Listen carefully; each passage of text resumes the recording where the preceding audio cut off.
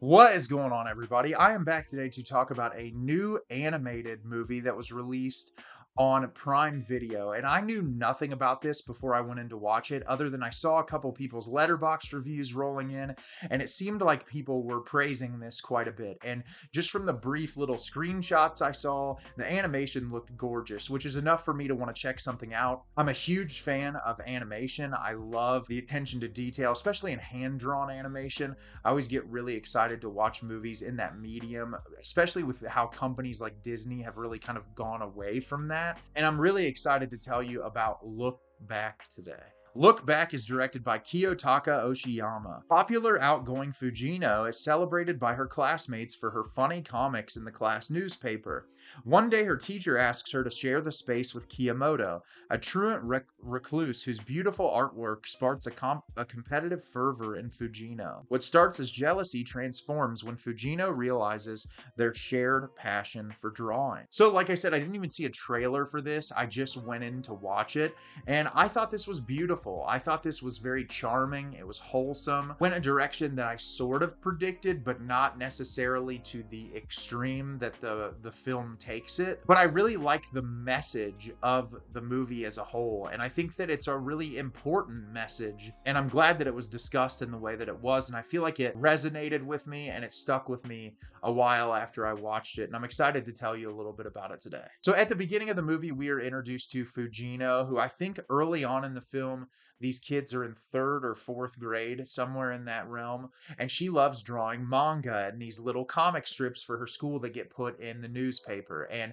she always draws these really funny stories, and the kids in class absolutely adore them. And she kind of acts like she doesn't care all that much, but we see how much time she spends working on these and how much she cares about it as an art form. And one day her teacher says, hey, Kiyomoto, who's a student that is truant, stays home for some reason, wants to try to put her art in the school newspaper as well. And the first day that Kiyomoto's drawings are published, there are these beautiful background art. It's not necessarily the same thing as Fujino, because hers are much more like goofy kind of comic style, and Kiyomoto's are these really beautiful and detailed pieces of like buildings and hallways. And immediately Fujino wants to get better at her craft, and so she buys all these books, and we see huge time jumps with her working really hard to perfect her art.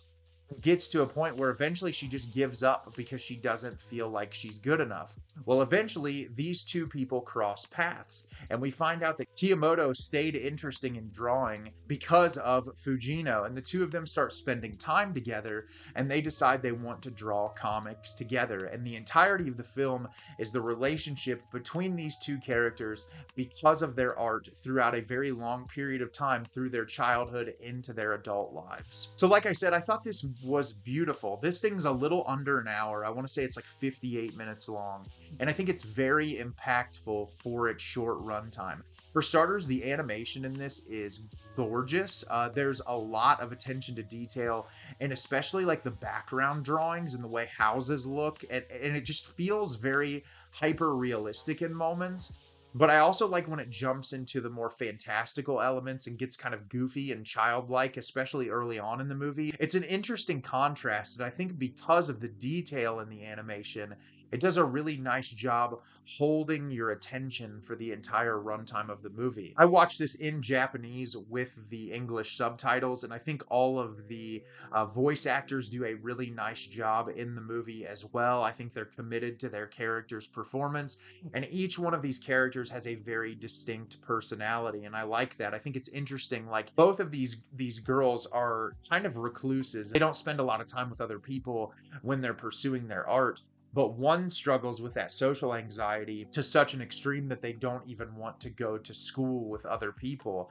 And I think that's indicative of a lot of artists and people that don't necessarily feel like they fit in with other groups, that they pour so much of their time and effort and energy into creating art that a lot of times they pull back from spending time with other people. And I thought that was really indicative of how a lot of people are when it comes to their relationship with art.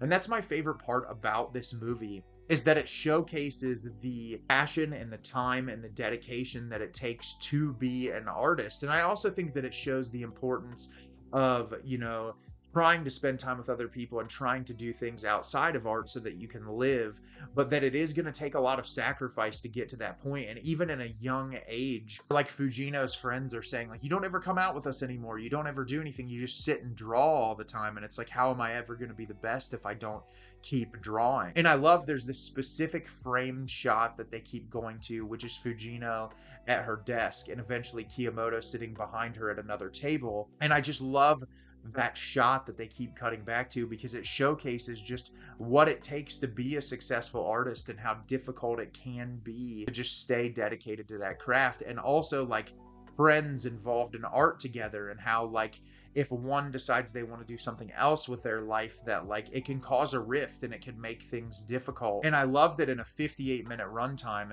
this movie was able to cover a lot of different topics related to the relationship of art and artist, and if there are collaborators in the art world. And I thought that it was really beautiful the way that it was approached. It gets very dramatic towards the third act, went a direction that I had a feeling that it was going to go the way that it did, not necessarily to the extreme that it goes in, but I think it makes you think as a viewer about the time that you have and with other people, and like spending time with people and appreciating other people. And I like that it just adds to all the themes that the movie is trying to convey. And like I said, this thing's about 58 minutes long. It doesn't overstay its welcome. I feel like it utilizes its runtime really well. And I think if you're looking for something charming that's also incredibly moving, you should definitely check out Look Back on Prime Video. So have you seen Look Back? Did you love it? Did you hate it? Leave me a comment down below and let me know what you thought. I thought this was beautiful. I really loved it a lot, and I think it's totally worth your time. As always, if you can like the video and subscribe to the channel, helps me out a lot and lets me know the type of content you're looking for. I'm always putting out new material and look forward to getting more out for you in the near future. And as always, everyone, thank you so much for watching and have a great rest of your day.